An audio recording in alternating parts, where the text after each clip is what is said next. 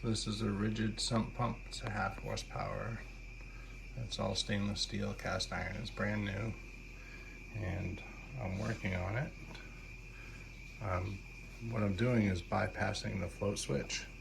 It's a really nice float switch. It's looks like a solid float. They're pretty reliable, but the trouble with these float switches, they always, a couple 100,000 cycles later, and that switch fails. So all I did was take off, there's some screws, all Phillips screws on the top, and there's an O-ring right there. So I kept that, and you just take the 4 screws out after you take the little brackets off the top and everything. And this is exactly how it comes from the factory. The wires are all hooked up here. Like I said, I haven't really touched anything as far as the wiring goes. But what I'm going to do is basically make the wires from the cord all solid here to make it so, like, if you plug this pump into the wall, it would turn on automatically. Like, it'd just be an on off as soon as you plug it in. And the reason I'm doing this is I have a solid state electronic float switch, not float switch, I'm sorry, solid state electronic switch that I'm going to be using to control the sump pump in the pit, rather than the float switch, because the float switches are 99% of the time why sump pumps fail. The sump pump I have in my house right now is 15 years old, and honestly, it's working perfectly fine. It's never failed once. And that also has a solid state switch, and again is working fine. This setup here that I'm working on, honestly, is just I'm making a backup one just because my other pump is now 15 years old. So all I'm going to do is take this black wire. If you look where the switch is, this black wire has, I'm trying to see, there's a black wire here, and it's very close to this one. So these two just get connected. And then this white wire is very close to this black wire. So those two get connected. And the ground from the cord actually goes right to the pump motor directly. So basically only have to make 2 connections, and then this whole switch will come out. And I'll show you when it's all done. And then it's just a matter of putting the cover back on, making sure the seal's intact still on the O-ring. And again, I already took off the float switch thing, comes right off. There's a little rubber piece on the bottom, pops right off.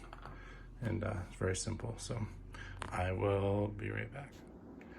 Okay, so here's my, after the switch removal on my sump pump.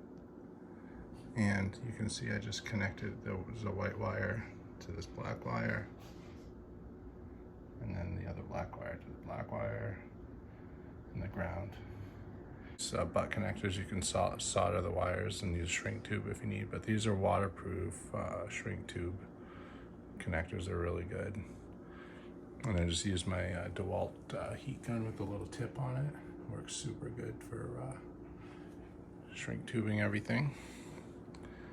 And yeah, so I'll just put that back on. It's siliconed around the base of it where the cover connects. The cord is really good. Covered all the screws. So these are the pieces that you'll need to complete the pipe part of your sump pump. And it's a 1.5 inch thread with thread on one side and then a glue end on the other. And that's female. It goes over the pipe. This part will screw into the bottom of the sump pump.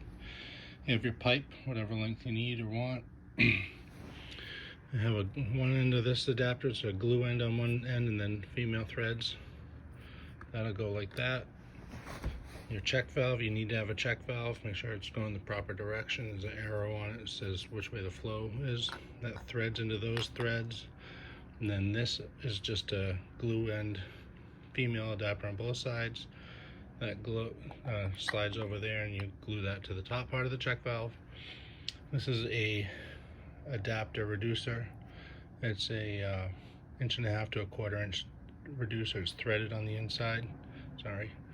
and then it slides on the inside, on the top of that, and then the threads. This is my brass hose connector that I'll put my sump pump outlet hose. I'll slide that on there.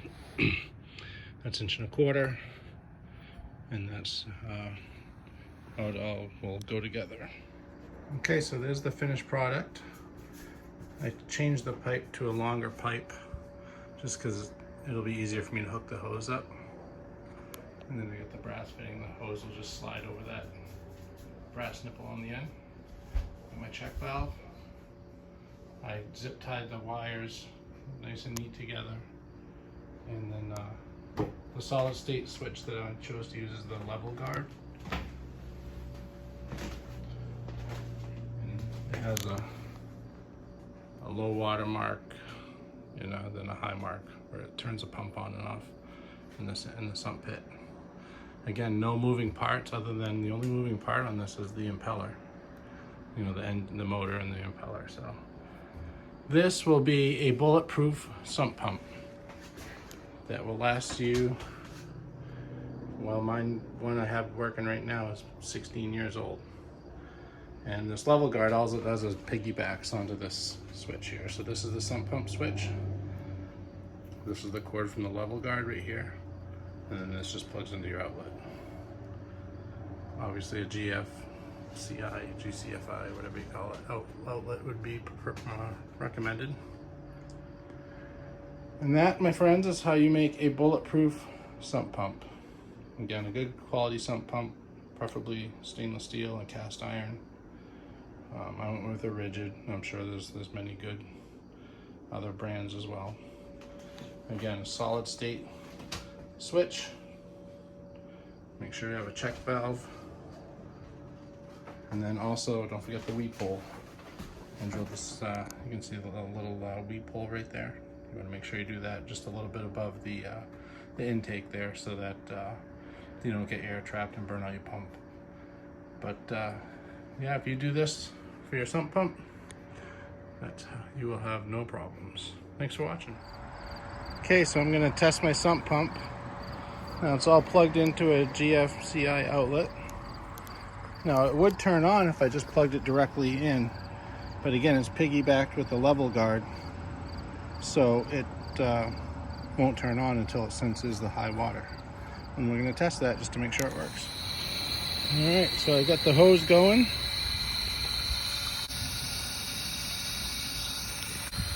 Water's just reaching the bottom part of the switch right now. So I don't expect it to come on. Expect it to come on fairly soon here. Not quite to the top of the switch yet. There we go.